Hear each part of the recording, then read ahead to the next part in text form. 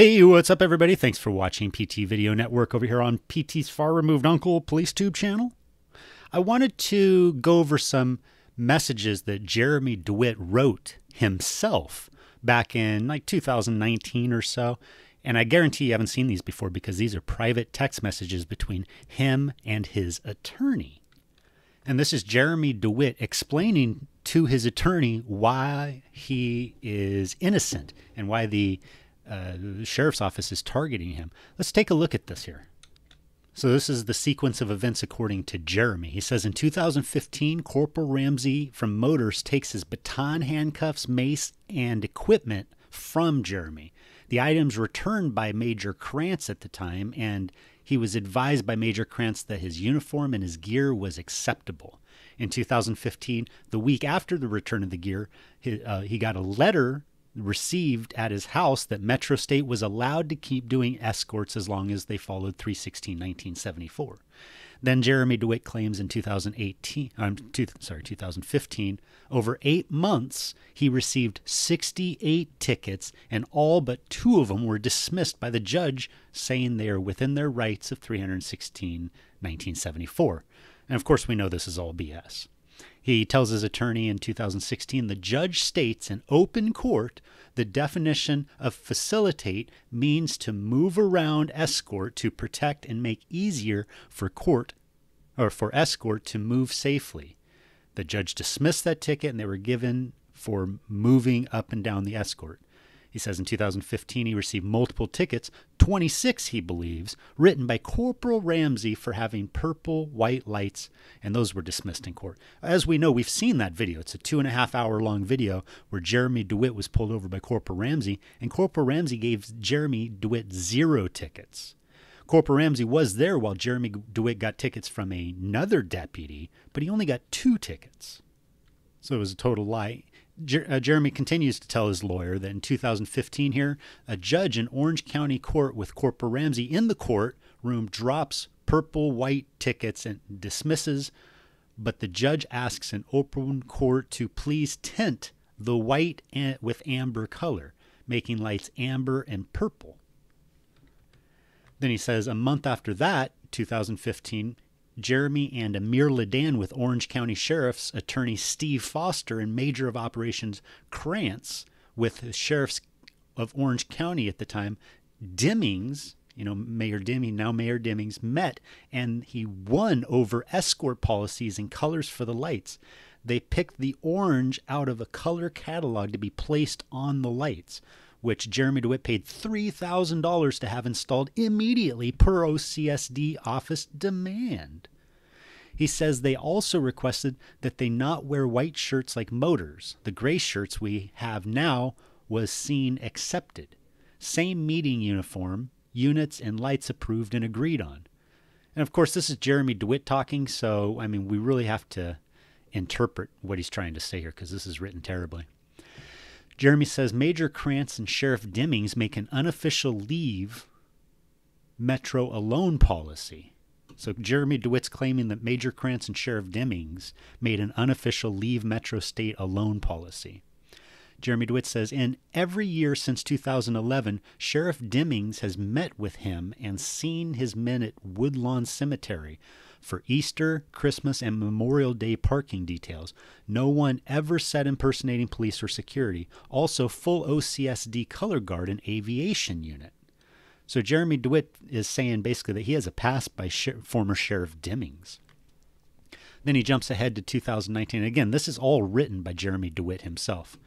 He says in 2019, February 23rd, 2019, Sergeant Vidler pulls the Motors unit over after funeral and says, you will stand here and take this talking like a man or you'll get a ticket. The funeral was on 408 and in some areas 2 lanes shut down due to escort, and he advised it was illegal, which it is illegal. Sergeant Vidler, February 23rd, tells him on the phone that he can only have 1 in the front and 1 in the back. 1 unit in the front, 1 in the back. I don't know what he's trying to say here. Jeremy Dewitte says, I advise judge backs up our way of doing escorts, and Vidler tells him he does not care what judges say. Sergeant Vidler, the weekend of the hurricane in Lake County, in personal off-duty vehicle uses turn lane to drive around traffic and runs red light over a 6-lane intersection, flips a U-turn over a double yellow and a no passing lane, then cuts into the funeral at this point, drives in front of the last escort unit and keeps slamming on the brakes and driving very, very, very slow. Jeremy Dewitte says every time a unit tries to pass in a passing zone, Vidler cuts him off aggressively, and then he attaches a video, which doesn't even show that. Jeremy Dewitte says off-duty deputy hits me and Sergeant Vidler shows up in OPD area and takes over the event. You remember that incident at Blue Jacket Park. Then Jeremy Dewitte says the sergeant tells him that there's a new sheriff in town and Steve Foster is gone and Major Krantz is gone and the agreement they had with OCSD before is no longer. What was agreed with before is no longer. How about, what you agreed with, what you think you agreed with, Jeremy, is that it is against the law and you're going to have to follow the law. You don't get special treatment, Jeremy. He sees you beeping that horn, Jeremy. Anyway, he goes on to say, Sergeant Vidler tells him that he was coming to arrest him because he called 911 after the deputy hit him. Sergeant Vidler advised every call with Metro name on it will show up and he was investigating us, which is all true. Sergeant Vidler tells him that every escort they do are impersonating police officer. Never said this before. Sergeant Vidler advised him that my man in truck pushed him off road in Lake County on escort and his wife would slap me if she was there, and that his family was so scared. He says he took Vidler's word and fired that guy who swears he didn't do anything. After pulled up the dash cam, we see Vidler lied to Jeremy, and then he reviews a video from above. Sergeant Vidler advises that Jeremy's poked the bear too much and the bear's coming out. Sergeant arrested a man for open carry of a firearm and tells him in jail he would drop his charges if he worked undercover for him against Jeremy. This is all Jeremy writing this, complaining to his attorney that this is what's happening, trying to explain, And his poor attorney friend, talking friend, business partner had to read all this.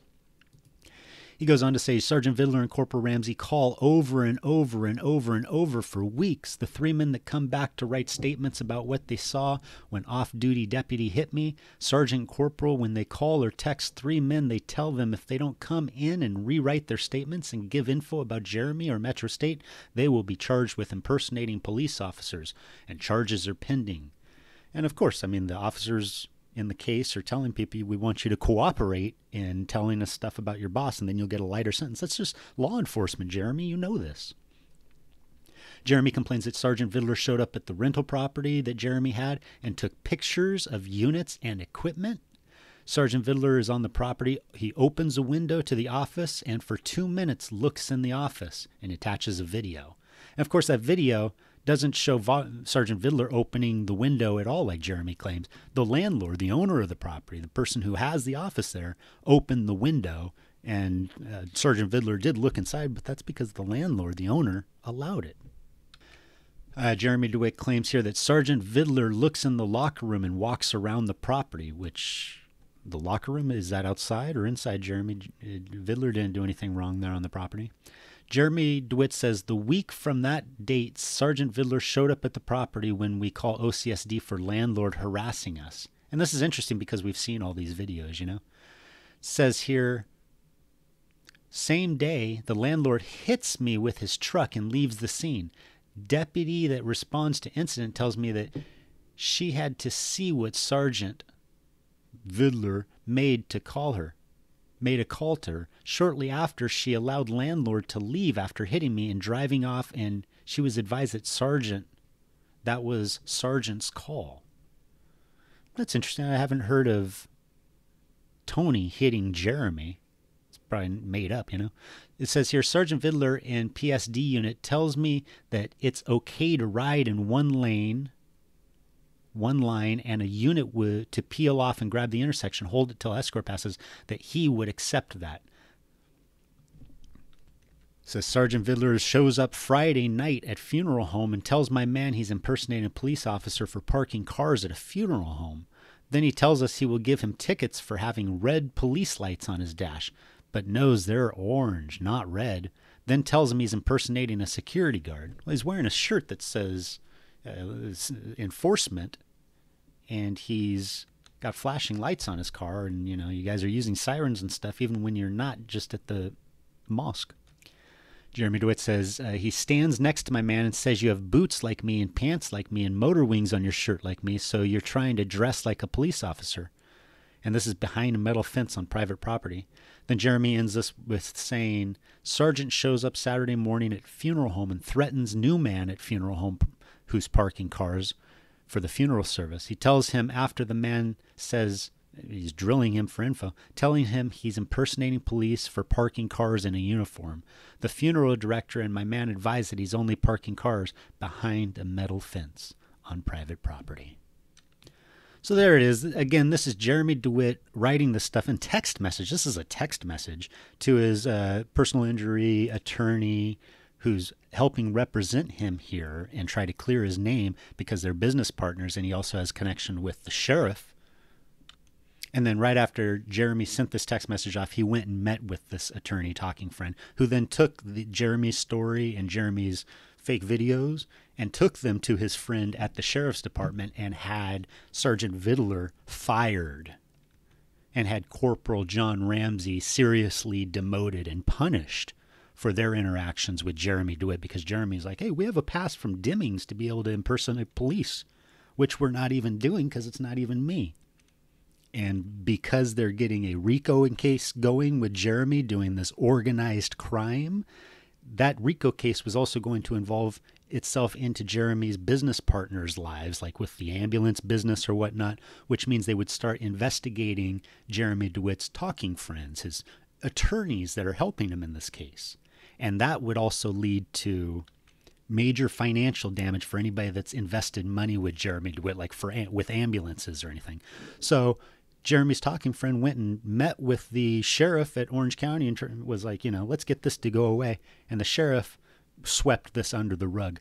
Later, when it was uncovered that quid pro quo, that illegal political favor actually took place, that's when the politicians, the leadership of OCSO needed a scapegoat. And that's why they chose Vidler and Ramsey, because they're like, let's pin this all on Vidler and Ramsey, just like Jeremy Dewitte says.